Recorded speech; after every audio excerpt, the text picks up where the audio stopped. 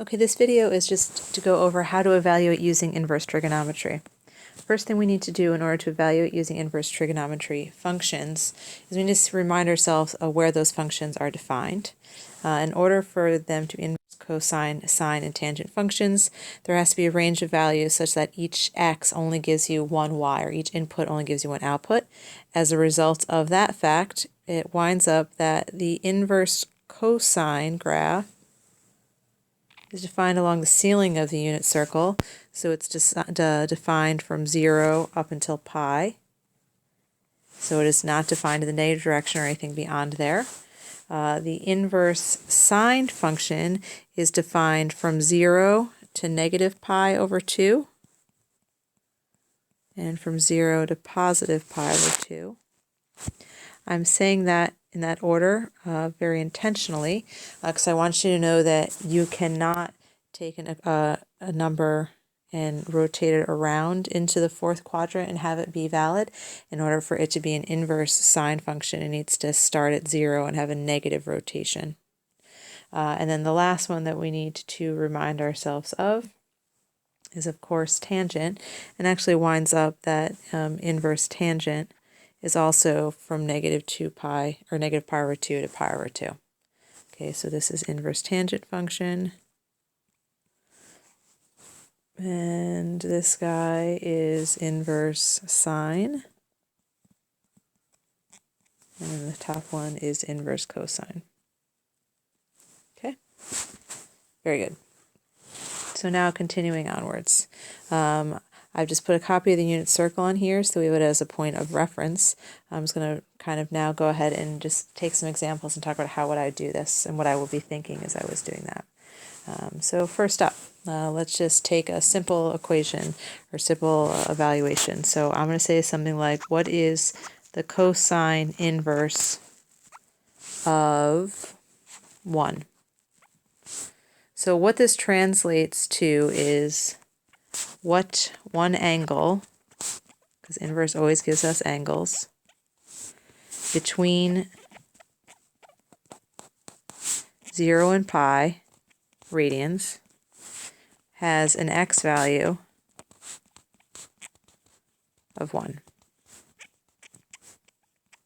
That's what that little statement means.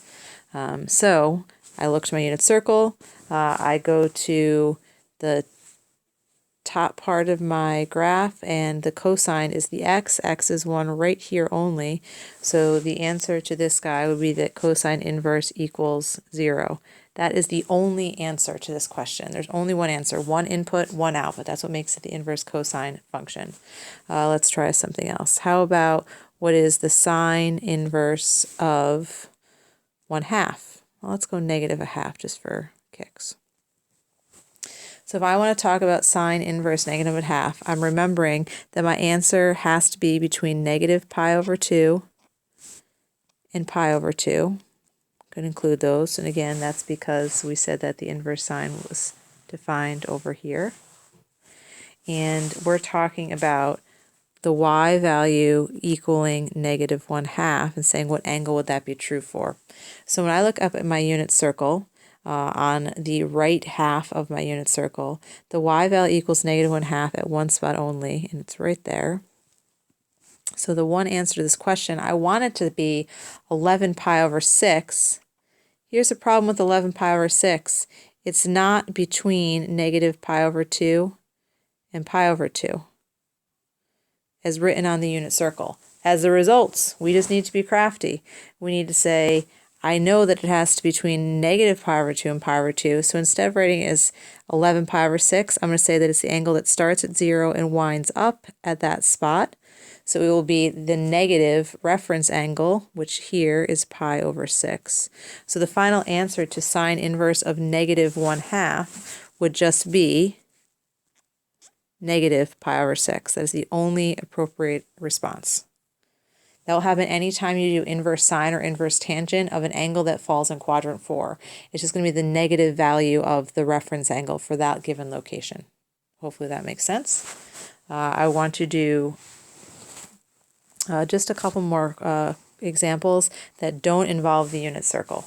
So I'm talking about an example like oh, I don't know, what is inverse sine of negative 0.93? So again, what I'm thinking in this question is, what angle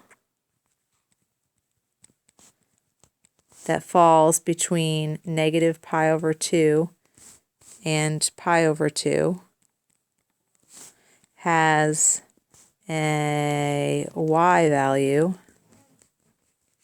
of negative 0.93. Now, in order for me to answer that, my unit circle is of no assistance. I need to be a little bit crafty, and I need to see what other resources I can pull out. So when this guy right here is not a ratio from the unit circle, that's an indication that I need to use my calculator. All we really need is a scientific calculator, but a graphing calculator will also work.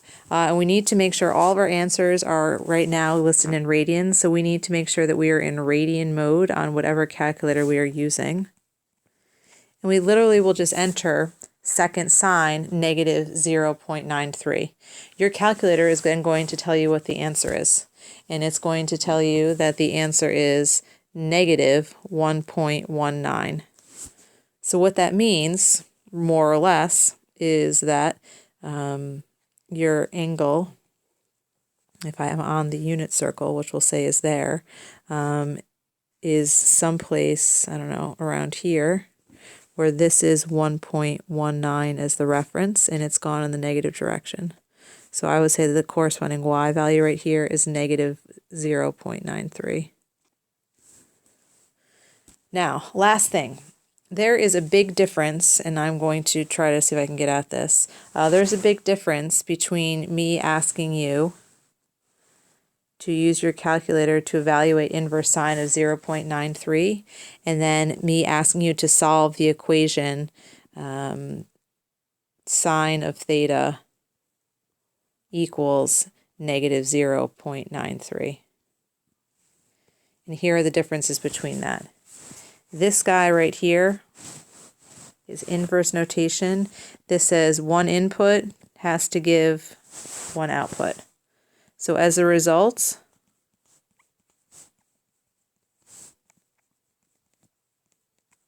this has one solution only. If I'm talking about this equation here, this is saying if I have my sine curve, which we know goes on indefinitely in both directions, it's saying where does that curve have a height of negative 0.93? And just in the quick sketch that I drew, I see 4 times where that happens. This actually has infinitely many